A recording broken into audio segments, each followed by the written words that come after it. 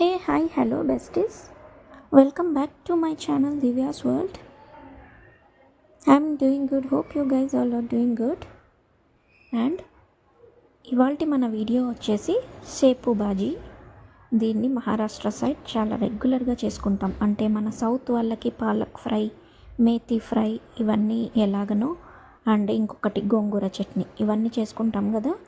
ఇక్కడ మహారాష్ట్రలో ఈ సేపు ఆకుకూరతో ఇలా మంచి మంచి రెసిపీస్ చాలా ఉన్నాయి.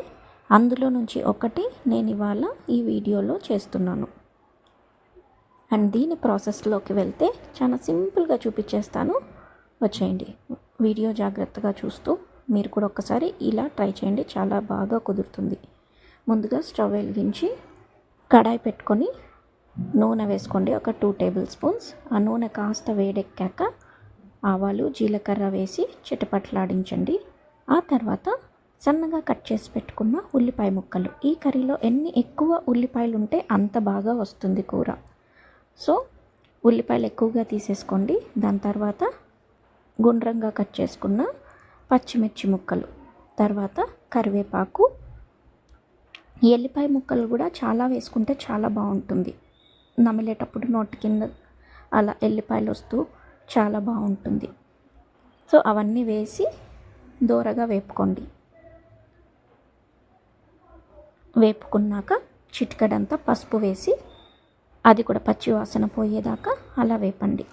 ఆ తర్వాత కట్ చేసి పెట్టుకొని శుభ్రంగా కడుక్కున్న ఈ షేపుని కడాయిలోకి వంపేసుకోండి. నీళ్ళన్నీ దిగిపోవాలండి వాష్ చేసుకున్న తర్వాత. అది గమనిస్తూ ఉండండి, ఓకేనా. కడాయిలోకి ఈ ఆకుకూర వేసేసుకున్నాక కొంచెం అలా కలపండి. అది మెత్తగా మగ్గి ఎంత వేసినా కూడా చివరికి కొంచెమే అవుతుంది. ఇక్కడ మీరు చూస్తున్నారు కదా, అలాగా.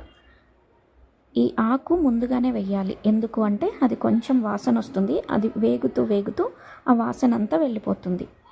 చూసారా, ఆకు అలా మెత్తబడిన తర్వాత ముందుగా నానబెట్టుకున్న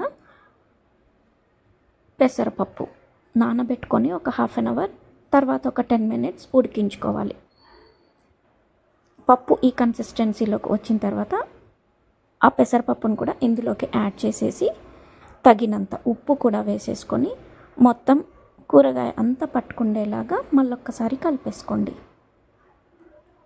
చూసారా, ఏ కారాలు ఏవి లేవు, సింపుల్గా అంతే అండి.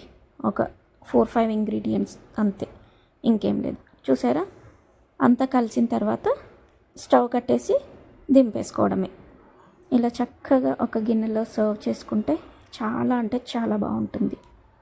దీన్ని మనం రెగ్యులర్గా తీసుకున్నా కూడా బాడీకి కూడా చాలా మంచిది. చాలా హెల్దీ డిష్.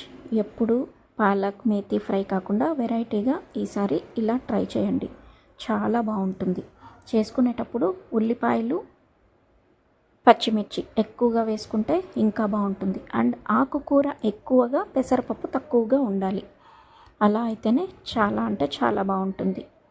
ఒక్కసారి రైస్లోకి కానీ చపాతీలోకి కానీ మీరు ఎందులోకైనా సరే ఒకసారి సర్వ్ చేసుకొని ట్రై చేయండి.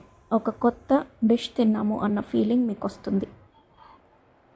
నేనైతే ఈసారి అన్నంలోకి వేసుకొని తింటున్నాను. చాలా అంటే చాలా బాగా నచ్చింది. నేను ఎప్పుడు రెగ్యులర్గా చపాతీలోకే తినేదాన్ని, బట్ ఈసారి అన్నంలోకి తింటున్నాను, చాలా నచ్చేసింది. నెక్స్ట్ టైం మరీ ఎప్పుడైనా చేసుకున్నప్పుడు మరీ కూడా అన్నంలోకి పెట్టుకుంటాను. మీరు కూడా ఇప్పుడు నేను చెప్పిన విధంగా సింపుల్గా చేసేసుకోండి. అండ్ ఇంకొక విషయం ఏంటంటే, ఈ కర్రీలో పెసరపప్పు బదులుగా మనం శనగపప్పును కూడా సేమ్ ఇదే విధంగా ఓవర్ నైట్ సోక్ చేసుకొని నెక్స్ట్ డే మళ్ళీ ఒక 10-15 మినిట్స్ ఉడకబెట్టి ఇలా ఆకుకూరల్లోకి కలిపేసుకుంటే అది కూడా ఇంకా బాగుంటుంది. 2 రకాలండి, పెసరపప్పు అయినా వాడచ్చు లేదా శనగపప్పు అయినా, ఏదైనా వాడచ్చు, మన ఇష్టం. సో మీరు కూడా 2 రకాలుగా కూడా ట్రై చేసి ఒకసారి చూడండి, చాలా బాగుంటుంది.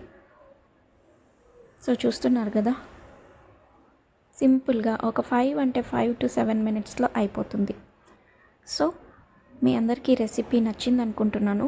అలాగే ఈ వీడియో నచ్చినట్లయితే ఛానల్కు లైక్ చేసి, షేర్ చేసి, కమెంట్ చేయండి. అండ్ అలాగే మీరు ఈ కర్రీ చేసినట్లయితే ఎలా వచ్చిందో కూడా నాతో కమెంట్లో షేర్ చేసుకోండి. ఓకేనా? మరి వీడియో నచ్చినట్లయితే ప్లీజ్ ఛానల్ని సబ్స్క్రైబ్ చేసి సపోర్ట్ చేయండి. మరొక కొత్త వీడియోతో మళ్ళీ కలుద్దాం. Until then bye, take care, see you in the next video.